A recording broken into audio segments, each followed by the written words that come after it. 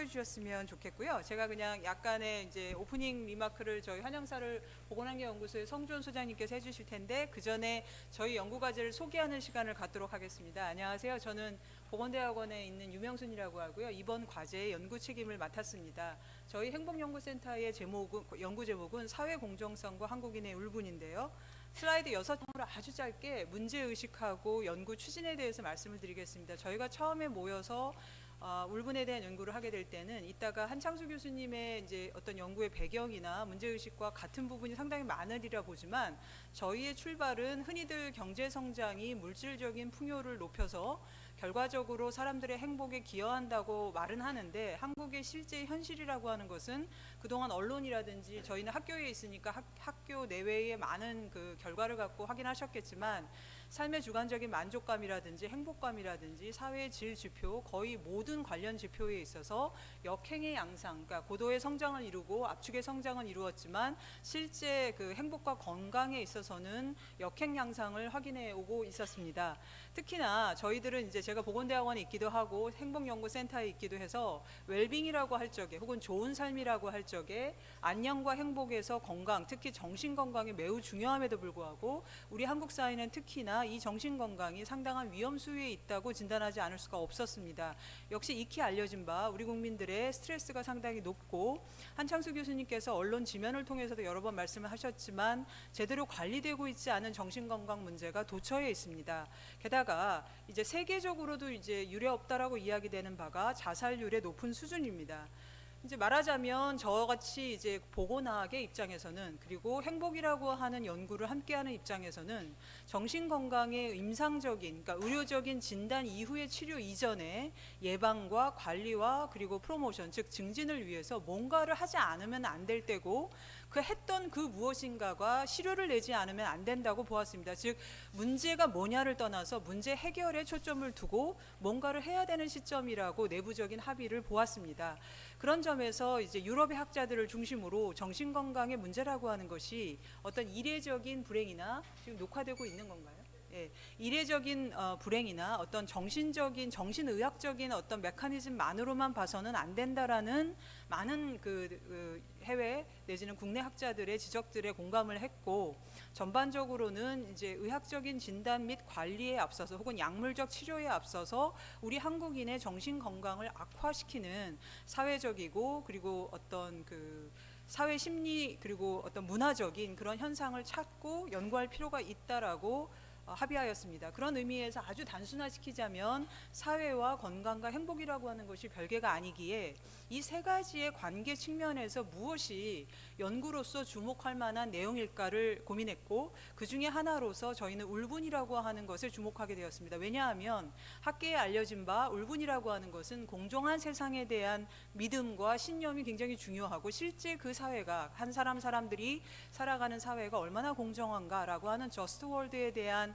가정이 있고 또 개인이 겪게 되는 불행한 생애 경험이라고 하는 것이 미치는 영향이 중요하다고 알려졌기에 밑에 두 원에 해당하는 사회와 행복의 의미에 잘 닿아 있다고 보았습니다. 또한 건강의 측면에서 보더라도 맨 앞에서 말씀드린 우리 한국 사회의 위험 시그널에 해당되는 고도의 스트레스, 집단적 스트레스, 우울과 분노와 각종 트라우마들, 사회적 참사와 수많은 이어지는 연속되는 재해가 쌓이면서 이제 불거지고 있는 트라우마 이슈 같은 것들을 잘 담을 수 있는 현상이라고 판단하였습니다. 특히나 이제 학계를 가만히 보면 이제 산불 사회다, 앵그리 소사이어티다 이런 말들을 많이 하고 있었지만 이게 개인의 어떤 심리 체제, 정신 체제 그리고 어떤 행동이나 아니면 감정과 어떤 대응의 체제 이것 사이를 연결하는 분석은 그다지 많지 않았다고 보았고 저희 내부 연구원들께서도 이제 주장을 많이 하셨지만 신뢰라든지 아니면 어떤 투명성이라든지 가버넌스라든지 이런 이야기들을 해왔지만 막상 그런 공정한 세상 혹은 불공정한 세상이 개인의 경험을 통해서 건강과 행복감에 미치는 영향에 대해서는 그것을 주인으로 하여 주목한 적이 많지는 않거나 짧지 않았는가라고 보았습니다. 그래서 저희들이 크게는 다음과 같이 행복연구센터에 저를 비롯한 총 6분의 연구자들이 연구팀을 구성하였고 오늘 그 1차 기획으로 한창수 교수님을 모셔서 한국 사회에서 울분에 주목하고 가장 먼저 주도적인 연구를 진행하신 내용을 공유하는 시간을 가졌고 이 과정에서 보건대학원의 보건환경연구소가 선뜻 함께 하겠다는 공동연구 기획을 말씀을 주셔서 아주 즐겁고 의미 있는 자리가 만들어질 수가 있었습니다.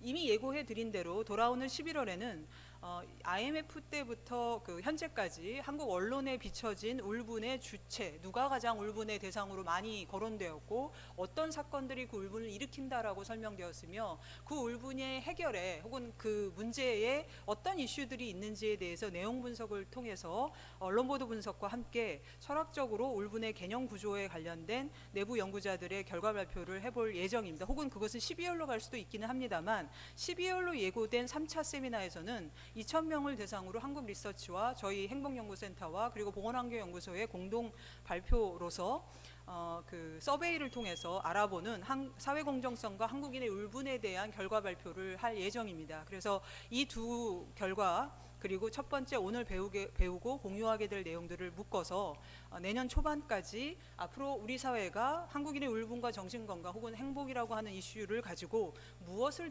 해볼 수 있고 해야 할 것인지에 대한 모색을 하고자 합니다. 이 정도로 저희 연구진의 기획과 그리고 이제 선생님들 여기 오늘 와주신 여러분들을 초대하는 미리부터 초대하는 안내를 드렸습니다. 어떤 것이든지 간에 질문이 있으시다면 저에게 해주시면 성심껏 응답하겠습니다. 이 정도로 이제 약간의 서론을 마치고 한 가지 죄송한 말씀을 드릴 것은 다과를 준비했는데 좀 늦게 도착을 했습니다. 근데 이제 곧 한 교수님께서 발표를 하실 예정이라 왔다 갔다 하시기보다는 중간에 쉬는 시간에 편하게 드실 수 있도록 하겠습니다. 그래서 제 발표는 이것으로 마치고 이제 저희 성주원 보건환경연구소 소장님께서 환영의 말씀을 간략히 주시겠습니다. 박수로 맞아주세요.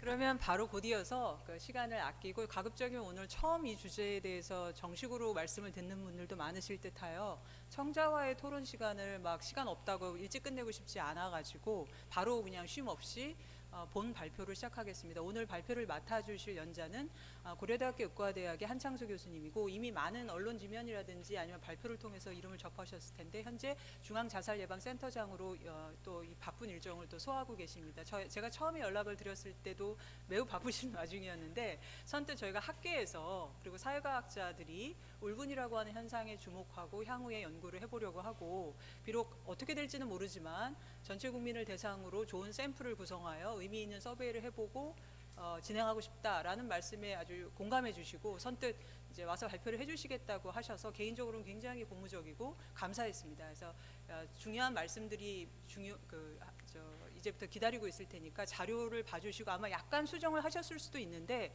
큰 변화는 없으리라 생각합니다. 나중에 선생님께 최종 발표 자료는 양해를 구해서 필요하신 분들께는 공유할 수 있도록 하겠습니다. 큰 박수로 맞아주셨습니다.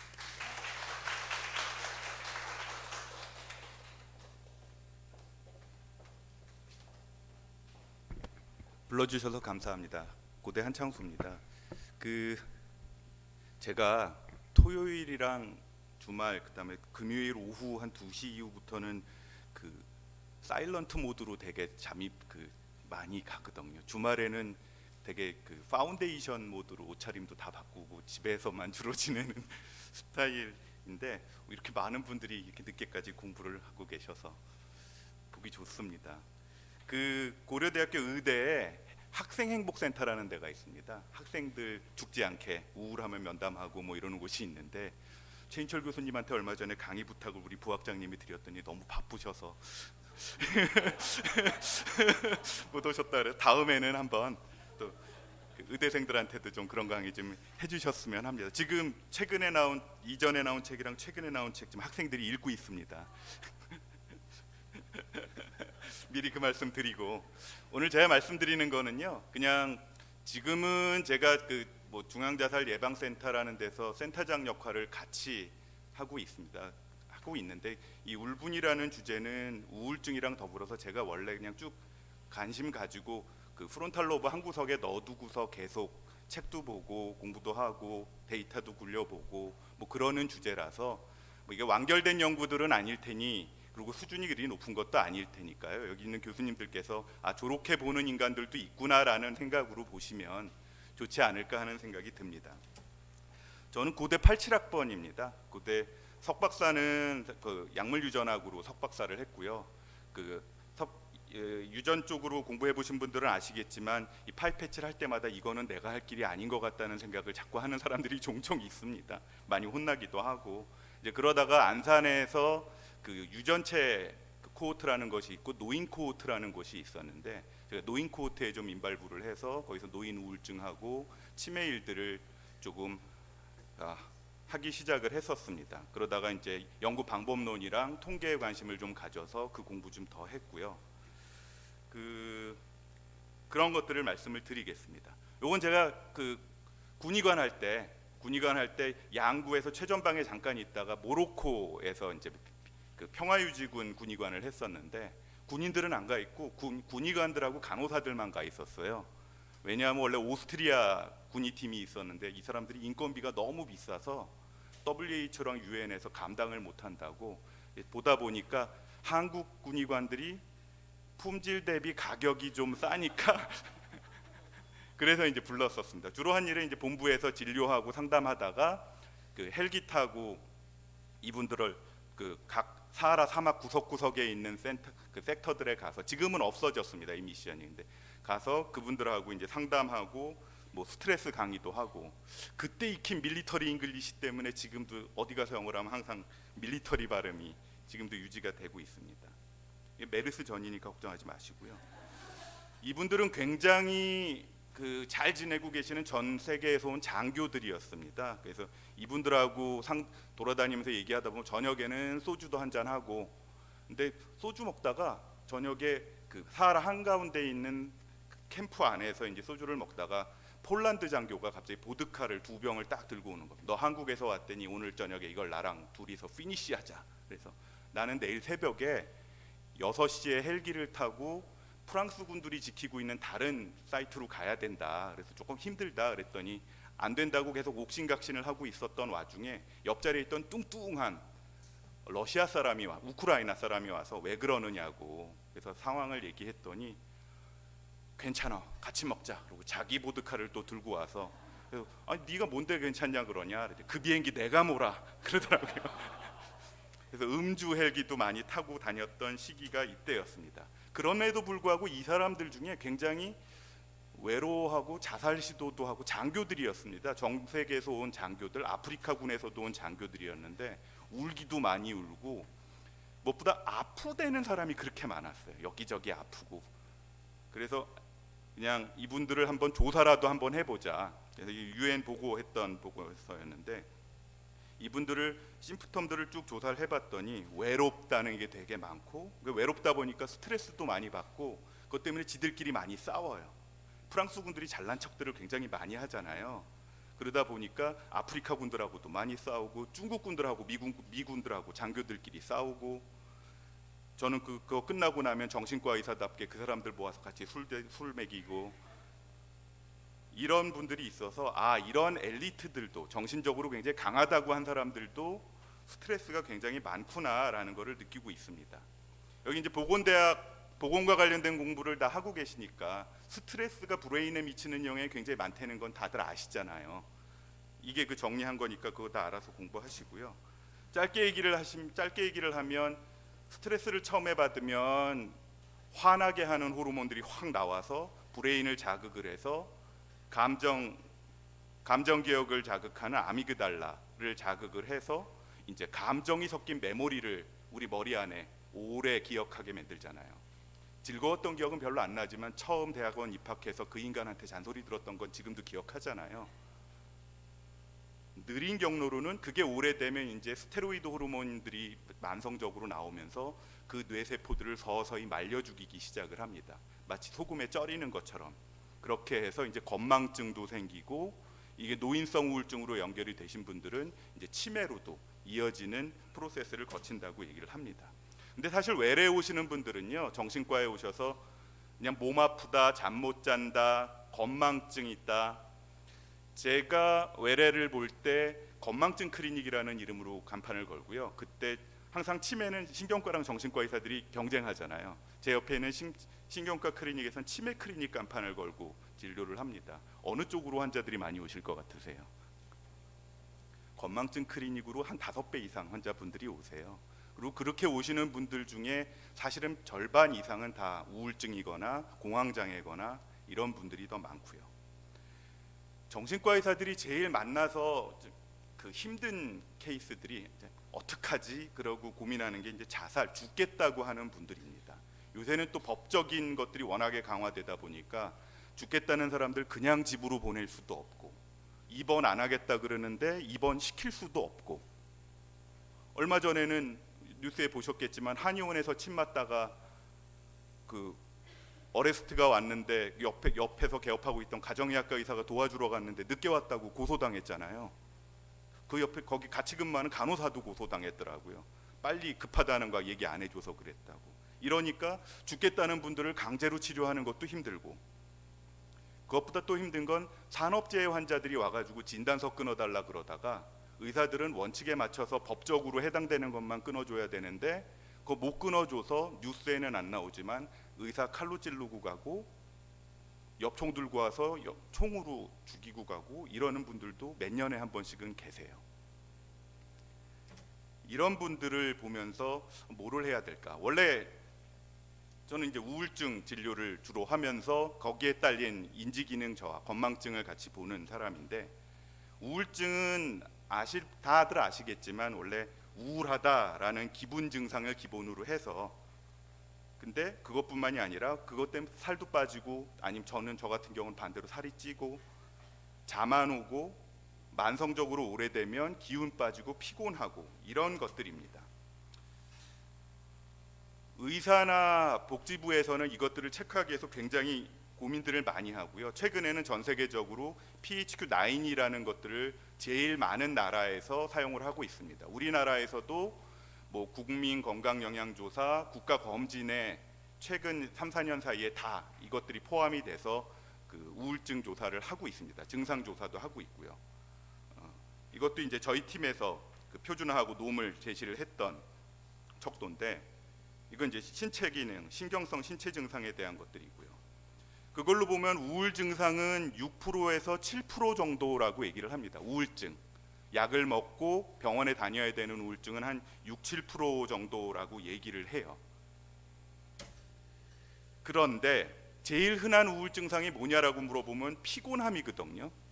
우울 증상은요, 진단의 알고리즘을 그 컨비네이션 조합으로 수학 계산을 해보면 한 227가지의 우울증이 종류가 있다고 얘기를 합니다.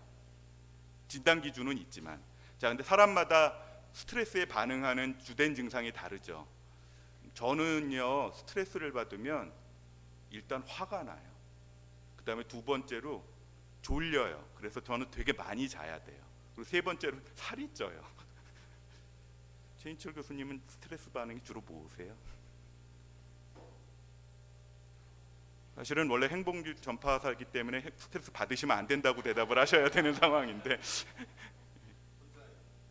혼자 있는, 사람 보기 싫음, 정신과에서의 재단으로는 이 사람마다 이렇게 증상은 다 다릅니다. 유병률도 다 다르고요. 인지기능 건망증 노인들이나 중년 이상에서는 건망증이 굉장히 많이 나타납니다. 저희 연구팀에서 이제 지속적으로 이것들을 조사하고 최근에 국책 연구로 시행하는 건 지금 의사들이 하고 있는 치료법들 중에 스트레스 받고 우울증 받아서 건망증 생긴 분들 중에 무슨 치료를 하면 제일 좋으냐, 약은 무슨 약이 좋고 무슨 치료가 제일 좋은지를 지금 국책 연구로 받고 하면서 외국 회사에서 돈을 받아서 요새 그 자살 충동과 스트레스를 24시간 만에 없애준다는 약이 개발이 됐어요. 그래서 그거를 임상 시험을 하고 있습니다. 자, 그러던 와중에 한 2009년 8년도였던 것 같습니다. 8년도에 WHO에서 그 정신과 섹터 일을 하고 있던 그 마이클 린든이라는 교수가 저한테 전화가 왔습니다. 사실 그 전에 은퇴하고 지금 스위스에 살고 있는 WHO 정신과 섹터 장을 하고 계시는 사토리우스 교수님이라는 분이 계신데, 저하고 원래 제가 그 의대생부터 이제 WHO에 이제 의대생 프로그램이 있거든요. 거기에 이제 계속 인발부를 하고 있었어서 알고 있었는데, 이런 게 있으니까 한번 연결해 봐라라고 해서 이분하고 연락을 시작을 했습니다. 니네 나라에도 화병과 한이라는 게 있던데 엠비터먼트 디스오더가 이제 WHO에서 진단 기준으로 만들어지고 있다. 같이 한번 해보자라는 게 그때 시작이었습니다. 저는 이제 우울증에서 증상의 분포와 어떤 증상이 제일 많은가를 계속 고민하고 있었고, 우울증 치료가 끝났는데 기준상으로는 병원에 안 와도 되는데 병원 오시는 분들이 굉장히 많죠.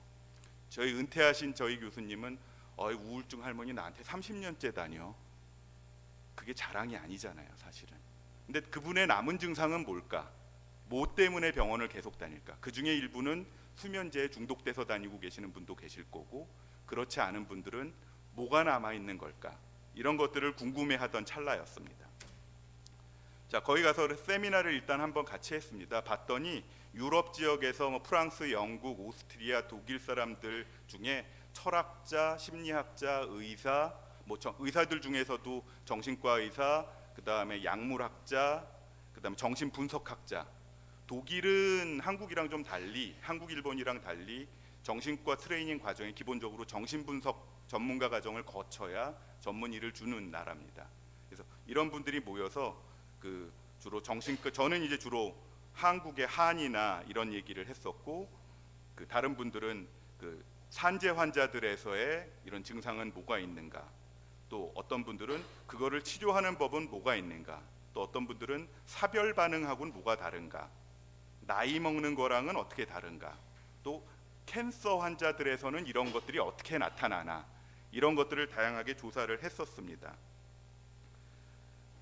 제가 그 당시에 그 들으면서 이렇게 끄적끄적 해놓은 것들이 보니까 이게 인지 기능하고 영향이 좀 있겠구나, 그리고 커그니티브 플렉서빌리티랑도 좀 관련이 좀 있겠구나라는 생각을 끄적끄적하고, 우울증하고 노인에선 어떻게 나오는지 좀 봐야겠다라는 얘기를 했습니다. 여기 제가 3인행이면 필요아사라고 써놨는데, 이거는 3명이 가면 1명은 꼭 굶어 죽는다 뭐 이게 아니고요. 그 어떤 분들은 스트레스 겪고 나서 더 커지는 사람이 있고, 어떤 분들은 더 가라앉는 사람들이, 망가지는 사람들이 있지 않습니까? 이분은 그런 얘기들을 하셨어요. 그런 스트레스를 겪고 나서 성장하는 거에 대한 얘기를 위즈덤 세라피라는 이름으로 이제 얘기를 하셨던 분입니다. 그러고 나서 그 얘기들을 다 모아서 이 유럽 지역을 중심으로 해서 엠비터먼트, 울분이라는 책을 같이 한번 냈었고요. 그리고 이제 그 이후에 한국에도 한번 와서, 이거는 한국에 있는 정신과 학회 오셔서 그 외상 후 울분 장애라는 거는 어떤 게 있는지, 보시겠지만 2011년이니까 아직은 뭐 두드러진 2013년도에 그 페리오 사건이나 세월호 사건 같은 게 일어나기 전입니다. 이런 얘기들을 하고 화병 얘기들을 좀 했었습니다. 자, 그런데 2013년 4년도에 제가 안암동이랑 주로 구로병원 두 병원을 왔다 갔다 하다 하필이면 2013년도 초에 14년도 초에 안산병원 정신과 과장으로 발령이 났어요. 그래서 거기서 근무를 하고 있는 와중에 세월호 사건이 일어났었습니다. 아시겠지만 거기 생존자 아이들이 다 저희 병원으로 와서 몇 주일 동안 있고 지금도 하고 있고 안산 트라우마 센터를 그 안산병원에 있는 정신과 의사들이 지금 운영을 계속 하고 있죠. 거기 있는 이미 사망한 아이들의 부모님들도 거기 트라우마 센터에서 계속 상담을 하고 있고요. 아, 이건 무슨 상황이지? 정신과 의사들도 막 무너지고 같이 일하고 있는 상담 심리 전공하시는 분들도 막 상담하다가 쓰러지고 방에 들어가서 울고 나오고 이러는 일들이 계속 오니까 아, 이게 레벨이 조금 더 좀 심한 거구나. 사회 분위기도 굉장히 슬픈 얘기로 이제 몰아가고 있으니까 생각해 보니까 그 전에도 여러 가지 일들이 있었어요. 메르스 성수대교 건도 있었죠. 삼풍백화점 일도 있었고요. 그러고 나서 생각을 해보니까 제가 95년도에 저희 안암동에서 이 삼풍 생존자들 500명을 불러서 상담했던 적도 있더라고요. 그분들은 이제 진단서 받아서 보상 신청하려고 하셨던 분들인데 이분들을 쭉 상담을 하고 이분들의 지금 로우 데이터도 그대로 남아 있으니까 그래서 이런 리포트들도 낸 적이 있었지라고 제가 그때 보고했던 리포트들도 찾아봤었습니다. 아, 이분들한테는 이런 증상이 있었구나. 이때는 아직 울분이나 이런 것까지는 생각은 못하던 때입니다. 세월호 아이들의 그 지역사회 보고들에 대해서는 이미 보고들이 계속 되고 있습니다. 몇 년은 못했어요. 왜냐하면 보호자들이나 돌아가신 사망한 아이들의 부모님들이 워낙에 무서워서 자료 자체를 릴리즈 못하고 릴리즈하는 거에 대해서 굉장히 예민하셨기 때문에 이제 조금씩 자료가 이제 릴리즈가 되고 있습니다. 왜냐하면 그때는 아시겠지만 이 나라 전체가 좀 이상하던 시기예요. 완전히 정신과적으로 이런 매스 캐주얼티가 벌어진 적이 없기 때문에 그 병원 근무를 해보셨던 분들이 이 중에 있으실지 모르겠지만 정신과는 원래 내과는 하루에 100명도 보지만 정신과는 그러는 데 아니잖아요. 근데 여기 이 세월호가 퍼지고 나선 뭐 이렇게 모든 국회의원들이니 이런 분들 다 와서 사진 찍고 가려고 그러고 자꾸 말 한마디 하려고 그러고 자꾸 나랑 연락하자고 자꾸 얘기를 하시고 높은 분 오면은 학생들 만나게 해달라고 그거 커버하고 그러는 것들이 일이었습니다.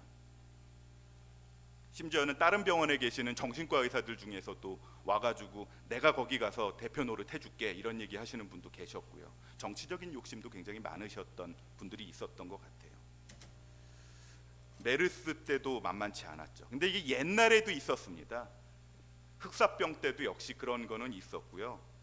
흑사병 때도 높은 사람들은 도망가가지고 데카메론 옛날 얘기들 하고 있었고요. 조용히 지내고 있었죠. 심지어는 교황님도 고양이 죽이라 그래가지고 쥐들이 오히려 더 성행하는 바람에 병이 더 심했던 적도 있었다 그러고요.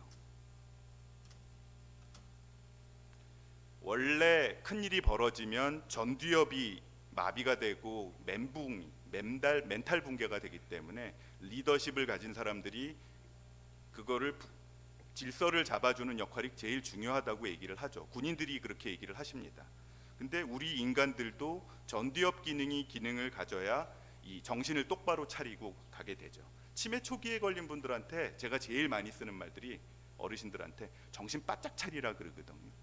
똑같이 치매가 진행이 시작이 돼도 정신 좀 차리고 하시는 분들은 중기 이후까지도 기능에 문제 없이 잘 사시래요. 그렇지 않은 분들은 일찍 망가지고요. 자, 브레인 하시는 분들은 이렇게 얘기합니다. 인간은 원래 정상적일 땐 콜드 코그니션을 가지고 산다. 주로 전두엽에서도 이성을 담당하는 구역이 주로 감정을 컨트롤해서 쓸데없이 화내고 쓸데없이 울고 쓸데없이 좌절하지 않게 콜드 코그니션을 가지고 살게 한다고 합니다. 근데 감정이 너무 지나치면 그냥 화 조절을 못하는 삶을 살죠. 타고나기도 해요. 이 중에도 보면 여러분 같이 공부하시는 친구들 중에 보면 별것도 아닌데 화부터 내고 시작하는 분들도 있죠. 별것도 아닌데 그냥 침착한 분들도 계시고. 이게 멘붕이 되면 핫커그니션에 빠지면 이제 투사라든지 이런 아주 원시적인 시대에 반응을 보이기 때문에 누구 자꾸 탓하고 잘못된 사람 찾아서 벌 줄라 그러고 이러는 거에 집중을 합니다. 아주 미숙한 인간이고 사회적으로도 미숙한 사회라고 정신과 의사들은 얘기를 합니다. 근데 지금 아이들은 이러고 있죠. 스트레스는 근데 맨날 받는 거잖아요. 우리 지금도 오늘 아침에도 하는 연구 잘 안 돼서 스트레스 받는 분들 계셨을 텐데 트라우마는 좀 다릅니다. 트라우마는 예상하지 못했었던 거, 그 다음에 너무 심한 거, 내 인생에 큰 장애를 일으키는 일들이라고 얘기를 하고요. 이게 트라우마가 되면 해마에서도 신경학적인 반응이 일어나서 신경세포가 너무 길어진다고 얘기를 하죠. 그러면 이제 기억 자체가 감정이 섞인 트라우마 기억이 우리 머릿속에 오래 갑니다. 즐거운 기억도 오래 가요. 그 인문학을 하신 다른 의사가 아닌 사람들이 얘기를 하면 즐거운 기억은 추억이죠. 오래 기억나는 즐거운 기억은. 오래 기억나는 나쁜 기억은 트라우마고요. 이런 것들을 자극하는 건 큰 사고나 천재지변들입니다. 근데 여러분들이 아랫사람 뽑을 때 주로 면접할 때는 어떤 사람 뽑나요? 말 시켜보고 어떤 사람 뽑나요? 똑똑한 예쁜 사람? 잘생긴 사람? 그런 사람을 뽑는 가장 큰 이유는 건강한 사람을 뽑으려고 그러거든요. 스트레스 받았을 적에 제가 제 방에서 상담하는 경우들이 종종 직원들, 간호사, 의사, 레지던트들 상담을 하는데 주로 그런 친구들이에요. 얘는 별 말도 안 했는데 다음 날 출근을 안 해요. 뭐 이러는 대학원생들. 얘는 내가 혼을 냈는데도 화도 안 내요. 아무런 반응이 없어요. 그러니까 정상적이지 않은 교수님들이 생각하기에 좀 혼을 내면 기준 좀 죽었다가 다음 날 되면 하려는 거 바로바로 해내는 건강한 아이들을 원하는데 대개는 아주 불이 잘 나는 마른 장작이거나 아니면 아주 젖은 장작이어서 혼을 내는지 안 내는지 말도 안 맥힌 나만 화나고 혼내고서 선생님이 방에 혼자 들어가 자기 마음 다스리느라 오히려 고생하고 이런 것들이 오히려 문제죠. 외상후 스트레스 장애는 오래되면 이거 이제 세월호 아이들 조사를 하는 아이들인데 이 친구들은 오래 가도 증상들이 남아 있습니다. 당연히 그러겠죠. 이건 뭐 논문에는 자세하게 나와 있지만 여기서는 그냥 증상들이 남아 있다 정도만 아시고 넘어가시면 될 것 같습니다. 워낙에 라이언 일병 구하기 마지막 대사 중에 하나가 그거잖아요. 나 잘 지냈어? 부인한테 나 잘 살았다고 얘기해줘. 그럼 부인이 당신 잘 살았어라고 얘기를 하는데 그럼에도 불구하고 나 그래도 힘들었어라는 얘기를 하고 예전 같진 않아라는 얘기를 계속 하는 게 외상후 스트레스입니다. 울분은 뭘까요? 세월호 이후에 제일 많이 했던 게 사회적으로는 울분 상태였다라는 얘기를 했는데 울분의 정의는 이렇습니다. 우울증이 있긴 한데 그걸 지나서 지속적으로 실망하고 기분 나쁘고 왠지 내가 피해자가 된 느낌, 복수심을 느끼는데 어떻게 할 도리는 없는 상태. 생각나는 사람들이 있으세요? 그러면 이거 한번 보세요. 제일 흔한 거는 사회적인 불공정, 정의롭지 않음, 만성실직, 이거에 의해서 가장 많이 생긴다고 돼 있습니다.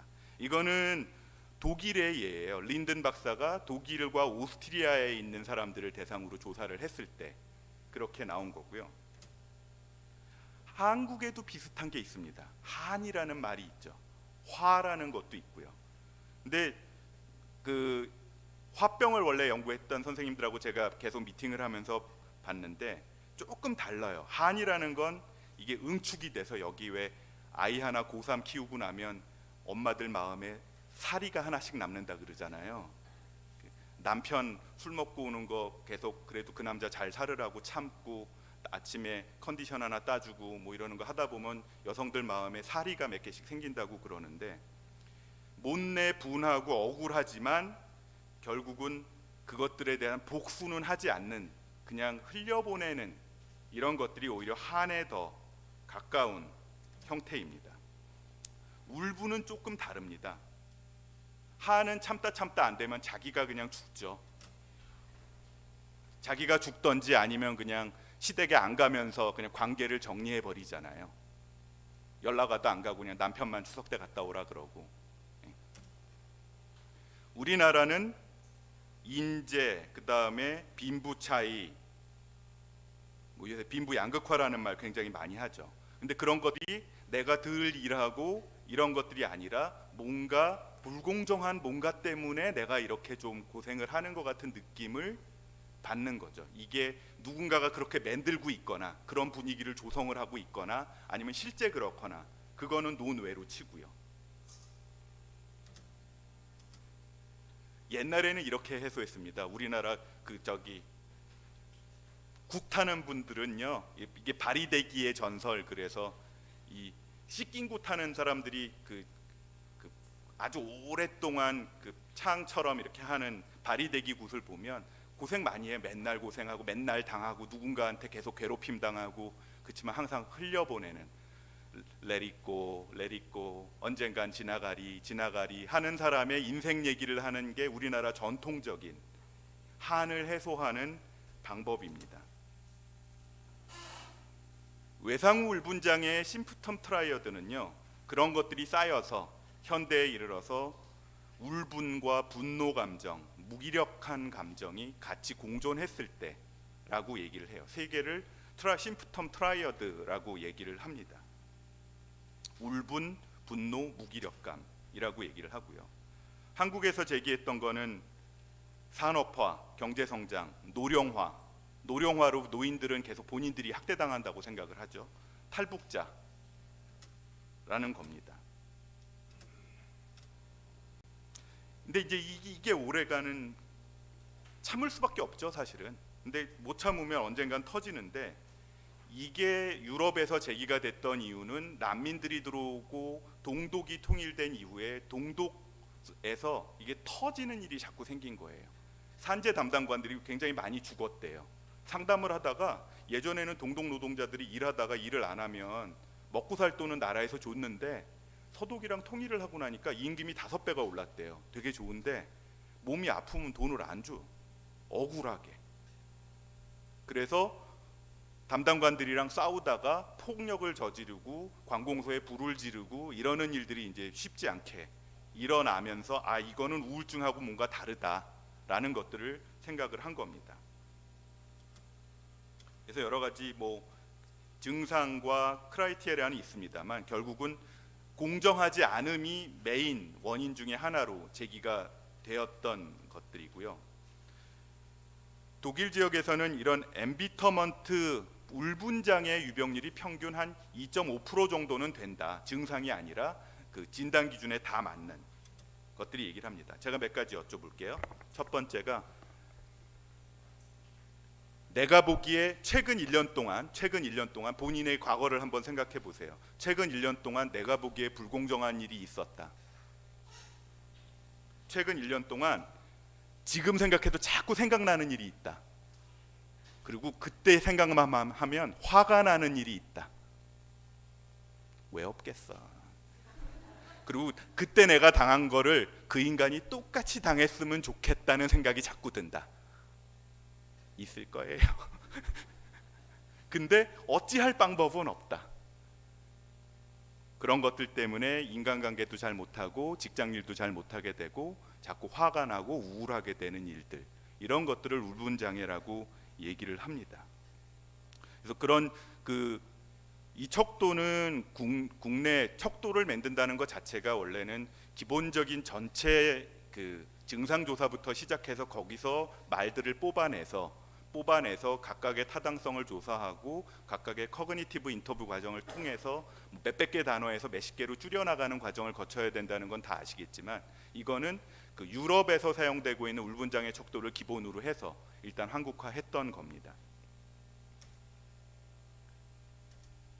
근데 이제 문제는요, 이게 오래되면 사회로 폭력이 폭발하는 경우가 있습니다. 그러지 않으면 내부로 폭발을 하죠.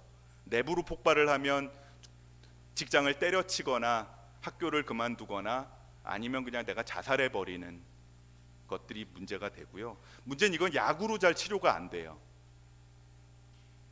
우울증은 약으로 다 좋아졌는데 이 화는, 이 울분과 분노는 그대로 남아있는 분들이 제 외래에도 지금 굉장히 많이 있습니다. 이분들은 약 끊고도 계속 저한테 오는 분들이 계세요. 계속 와서 누군가 욕을 하고 가야 돼요. 차라리 그 신부님이랑 그 목사님한테 가서 자꾸 얘기하면 신부님이 싫어하니까 차라리 저한테 와서 얘기하라고 그래요.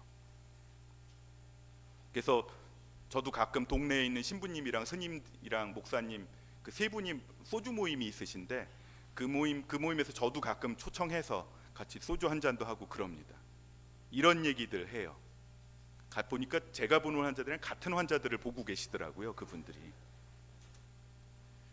이제 밖으로 표출되면 이런 일들이 벌어지죠. 도곡역 지하철 방화, 숭례문 방화, 대구 지하철. 정신과 환자들의 한국 사회에서 어떤지 한번 조사를 해봤습니다. 이게 2015년도에 그 생로병사 KBS에서 한국인의 정신건강이라는 특집을 한번 했었어요. 그때 그 특집 방송의 일환으로 조사를 했던 건데요.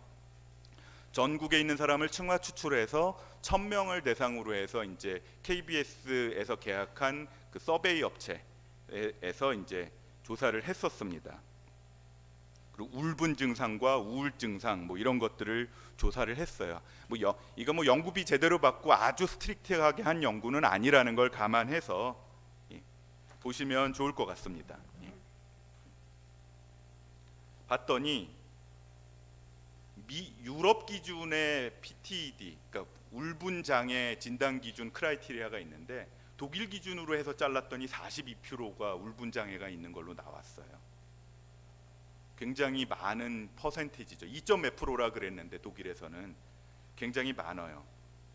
근데 더 재밌다기보다 우려했던 건 30대에서 그 다음에 30대 중에 소득 수준이 낮은 그룹에서 울분 스코어가 굉장히 높게 나왔다는 겁니다.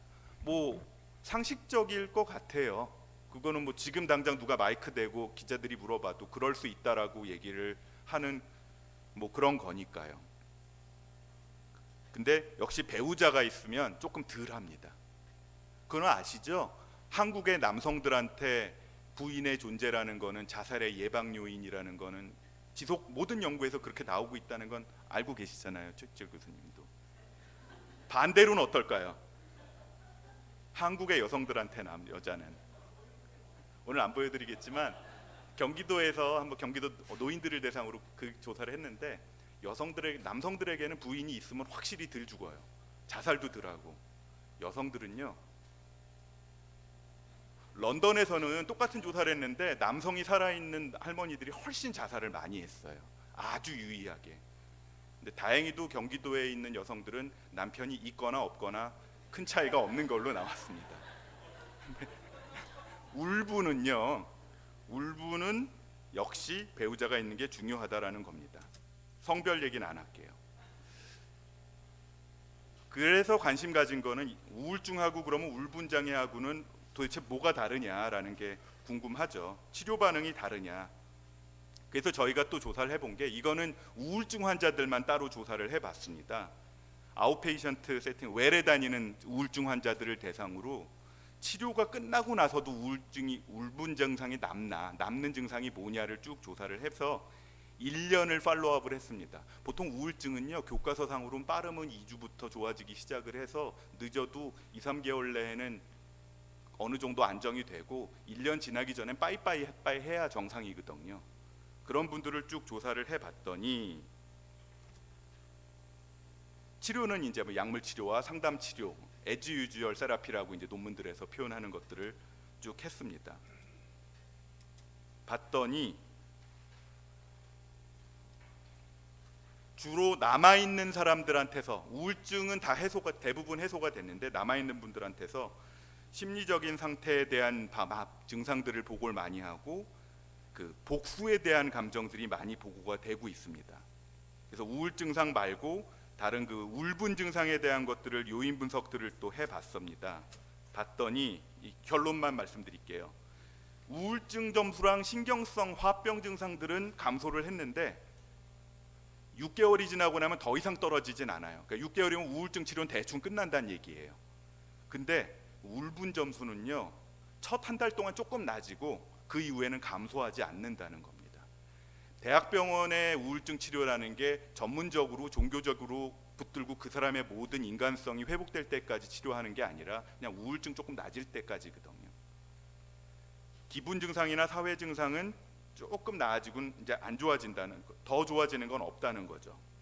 그리고 그런 불공정함에 대한 분노나 울분 증상은 6개월이나 지나야 조금 더 감소하더라라는 겁니다. 근데 변함이 없는 증상이 있습니다. 변함이 없는 증상은 분노, 앵거 메모리라고 저희가 붙여놨는데, 그다음에 리벤지 필링, 그 인간도 똑같이 당했으면 좋겠어. 그다음에 내 스스로에 대한 그 화, 내가 그때 그렇게 했어야 되는데, 저도 종종 그러거든요. 샤워하다가 아유 그때 그 인간한테 그 말을 했어야 되는데, 리벤지 판타지라 그러죠. 머리통 한 대 때리고 왔어야 되는데 뭐 이런 것들이 남아 있어서 남아 있는 게 결국은 앵거와 리벤지 심프텀은 남아 있더라, 환자들한테서. 이분들은 분노가 주된 환자들이 아니었고 그냥 우울증 환자들이었거든요. 근데 분노와 복수 증상은 아직 남아 있더라.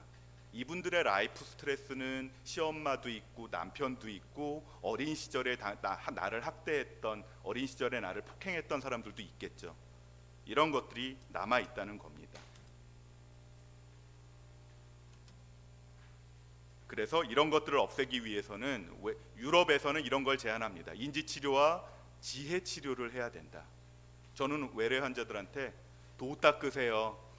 도 닦는 건 사람마다 다른데 마음 다스리기 위해서 어떤 사람은 명상하고 어떤 사람은 교회 다니고 어떤 사람은 오랫동안 심리치료를 받는다. 그걸 한번 해보자라고 얘기를 합니다. 우울증의 치료 조건이요, 원래 힐링의 조건이 결정적으로는 어떻건 간에 인간관계 제대로 하고 돈벌이 제대로 하고 학교생활 제대로 하고 내가 안 좋아지는지를 내 스스로 좀 관찰할 수 있으면 우울증 치료 다 한 거다, 하산하여라, 이렇게 하는 거거든요. 우울증 환자가 한 번 됐다 그래서 영원히 우울증 환자는 아니잖아요. 울분 장애를 극복하기 위해서 지금까지 제안되는 것들은 인지치료. 근데 인지치료는 좀 아닌 것 같아요. 화가 아직도 안 가라앉았는데 자꾸 논리적으로 생각하라 그러고 네 생각은 틀렸어, 자꾸 이런 얘기를 하게 하니까요. 지혜치료라는데 제가 다 읽어봤는데 잘 모르겠어요. 심지어 서렌더 치료라는 거를 주장하는 분도 계십니다. 이거 뭐 그 서렌더, 이게 또 유명한 그 기독교 기반의 심리 철학자인데, 놓아버림, 이것도 레디고 뭐 이거랑 좀 비슷한 것 같아요. 받아들여라, 뭐 이런 뜻인 것 같습니다. 포기브니스 세라피라는 걸 주창하시는 분들도 있고요. 저는 그냥 그분들이 마음 좀 가라앉고 화 좀 풀릴 때까지 와서 이 얘기 저 얘기 하고 화도 좀 내게 하고 저도 반응을 좀 보여주고 마인드 텔링이라는 걸 합니다. 이거는 정해진 거 아니고 제가 붙인 이름이니까 한 몇십 년 후에 마인드 텔링 세라피라는 한창소 치료법이 나올지 모르니까 그냥 알아만 두세요. 이런 다양한 것들을 하고는 있습니다. 혹시 또 뭐 자세하게도 보고 싶은 분들은 거기 나온 논문 얘기들을 보면 학술적인 것들은 모아놨으니까 한번 보시면 될 것 같고요. 바이올로지 하실 분들은 신경생물학적인 걸 보시면 되고요. 근데 지금 저희들이 집중해야 될 거는 사실은 외상 후 성장이죠. 외상 후 성장은 아까 말한 어젯밤에 혼냈는데 아침에 와서 아이 교수님 커피 2개 뽑았습니다. 하나 드시죠. 어저께 제가 혼났던 거 생각해 보니까 요렇게 하는 게 좋을 것 같아요. 그럴 수 있으면 그 대학원생 잘 키우고 싶잖아요. 빨리 졸업시키고 싶지 않잖아요. 거꾸로인가? 이게 좀 수위 조절을 잘 해야겠네. 건강한 반응을 보이는 게 이제 외상 후 성장이죠. 성장을 한 사람들은 오히려 자긍심도 증가하고 자부심도 더 좋고 자존감도 좋고 인간관계도 되게 잘해요. 그리고 상대방을 봤을 때 그 인간의 나쁜 점을 보기보단 장점을 더 많이 본다고 얘기를 하고요. 주로 여성이 좀 낫답니다, 남자보다. 제가 보기도 그런 것 같아요. 저희 집의 부부 관계를 봐도 훨씬 더 여성이 더 컨테이닝 그 능력이 좋은 것 같습니다. 돈 좀 있고 공부 좀 한 사람들이 좀 낫대요. 근데 그 돈이 어느 정도냐는 문제가 차이가 있겠죠. 종교를 가진 사람들이 조금 낫답니다. 이거를 이제 리질리언스, 심리적인 회복력 또는 신경 탄력성이라고도 얘기를 합니다. 왜냐하면 이게 다 결국 브레인에도 영향을 미치는 거니까. 그래서 지금 환자들을 진료할 때는 이분들의 신경 탄력성, 심리 회복력에 대한 조사도 같이 하고 있습니다. 이런 그 리질리언스 척도 굉장히 긴 것도 있어요. 근데 하나 쓸 때마다 돈 내야 되는 것도 있고, 이건 돈 안 내는 거, 저희 전 국민한테 쓰려면 돈 안 내는 거 만들어야 되겠다고 해서 저희 팀에서 지금 표준화 작업을 계속 하고 있습니다. 개인적으로는요, 내 제자가 쓰러졌다, 트라우마 입었다 그러면 그냥 계속 상담하고 지지해주고 옆에서 아침에 일어날 수 있게 도와주고 밥도 같이 좀 먹으러 가주고 우울증 생겼으면 우울증 치료받게 해주고 그러면 됩니다. 니체도 이런 얘기를 했다니까. 네가 죽지만 않으면 어찌됐건 성장할 거라고 얘기를 했으니까 죽지 않게 계속 끌고 가주면 돼요. 개인적으로는. 그 한 사람은 지금 여러분들은 모르시지만 몇몇 아이돌들이나 탤런트들 중에도 그런 식으로 옆에서 누군가가 계속 쫓아다니면서 이런 걸 해주는 사람들도 있어요. 죽지 않게. 근데 이게 이제 사회적으로는 어떨 거냐는 거죠. 사회적으로. 홍콩에서 페리오 사건과 똑같이 있었어요. 근데 홍콩은 지금 그것 때문에 그 세월호 같은 일이 전혀 벌어지지가 않았습니다. 왜 그랬을까요? 홍콩에서는요, 재발 방지 시스템 하고요, 이때 그 연정공소라 그래가지고 공무원들 대규모로 다 자르고 관련자 다 조치하고 재난 대비 매뉴얼 만들어서 훈련을 굉장히 현실화했던 것들을 아주 가시적으로 했대요. 일본에서도 신칸센 사고 이후에 비슷한 일들을 했고요. 재발 방지, 관련자 조치, 복수도 해줬죠. 재난 대비 훈련. 근데 사실은 이거는 현실적인 얘기고 더 크게는 건강한 사회가 뭐냐, 행복한 사회가 뭐냐에 대한 어떤 컨셉을 누군가가 얘기해야 되는데, 최근에도 정신과 의사들이 계속 모이만 하는 얘기가 우리나라는 큰 어른이 없다. 김수환 추기경님이 그나마 돌아가시지 않았으면 니들 그러지 마, 죽는 거 아니야, 이런 얘기를 누군가가 좀 해줬으면 좋겠는데, 지금 통계로는 안 나오지만 올해 들어서 자살 통계가 계속 늘어나고 있거든요. 지금 일부 정부에서는 일부 정치하시는 분들은 뭐 누구가 잘못해서 는다, 뭐 실직 때문에 는다라고 얘기를 하지만 그건 모르죠. 누구 탓으로 돌리는 건 아까 미숙한 대응이라고 말씀을 드렸고요. 건강한 직업윤리, 시민의식, 전 국민이 자존심을 가지고 좀 자존감을 가지고 살 수 있게 만드는 게 필요한 상태인 것 같습니다. 근데 그러려면 도대체 뭐가 성숙한 사회인지부터 좀 정의를 해야 되는데, 이건 의사들이 하는 일 아니고요. 의협에서 몇몇 의사들이 얘기할 때 야, 그거 정신과가 하면 되지 않아? 말도 안 되는 얘기. 이건 의사들만 할 수 있는 게 아니고 의사, 철학자, 사회학자, 역사학자, 정치가, 심리학자, 언론인, 연예인 이런 분들이 다 포함해서 이런 사회정신 건강에 대한 논의를 할 필요가 있다는 게 지금 굉장히 시급한 상황인데, 지금 서울대 보건대학원과 행복센터에서 이걸 하고 있어서 아주 바람직한 일입니다. 고대에서는 지금 고대 경제학부를 중심으로 해서 이런 사회 공정성과 그 행복에 대한 연구들을 최근에 시작을 하셨어요. 저희도 참여해서 지금 하고 있으니까 아마 비슷한 연구들이 이제 여기저기서 시작이 되는 것 같습니다.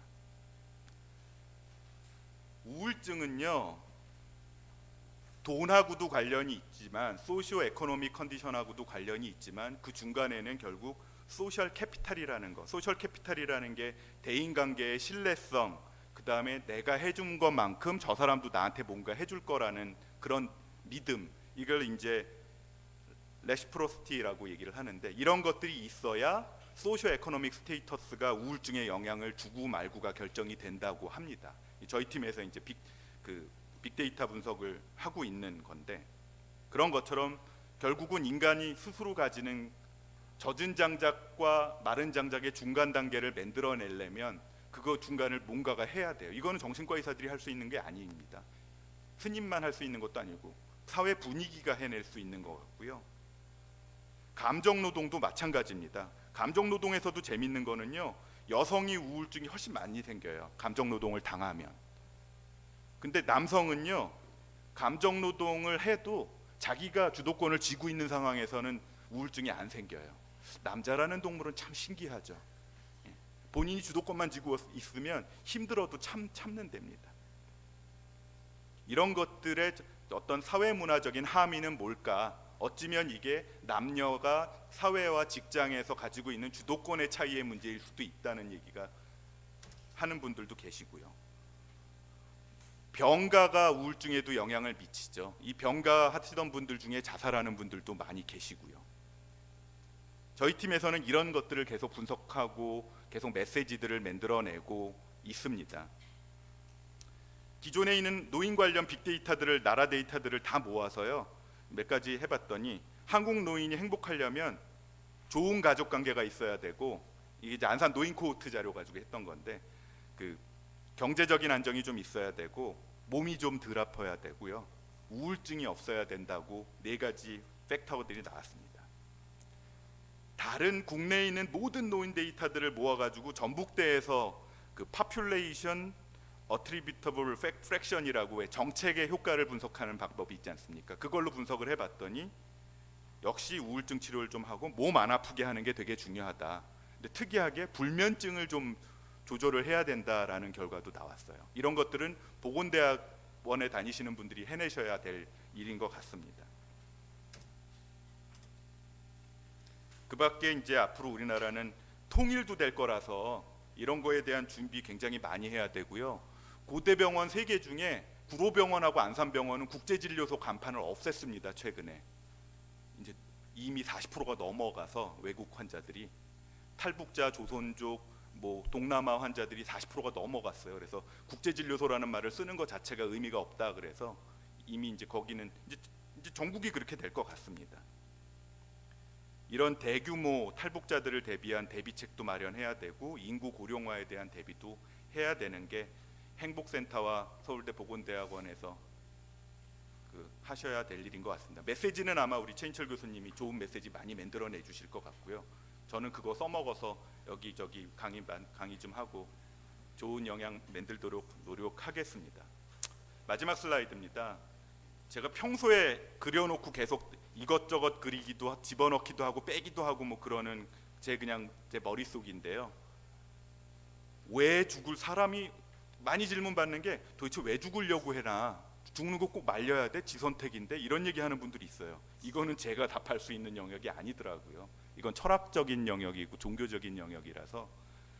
근데 이거를 하려면 제가 할 수 있는 건 자살 방법 막기, 그러니까 고인돌빼기죠. 자살 못하게 번개탄 사업하고 농약 사업 못하게, 농약 못 쓰게 하고, 그 기자들이 자살 보도 자꾸 하면 그거 자꾸 전화해서 그 기사 내리라 그러고 말 바꾸라 그러고 뭐 그러는 거 지금 자살 예방센터에서 하고, 초등학생들한테 니들이 하는 말 때문에 친구들 죽는다는 거 자꾸 교육하고, 통장 이장들한테 죽음에 대한 거 잘 관찰하고, 야구르트 아줌마들한테 강의하고, 생명보험협회에 있는 보험 아줌마들한테 보시면 바로 연락하라 그러고 그런 거 하고 있거든요.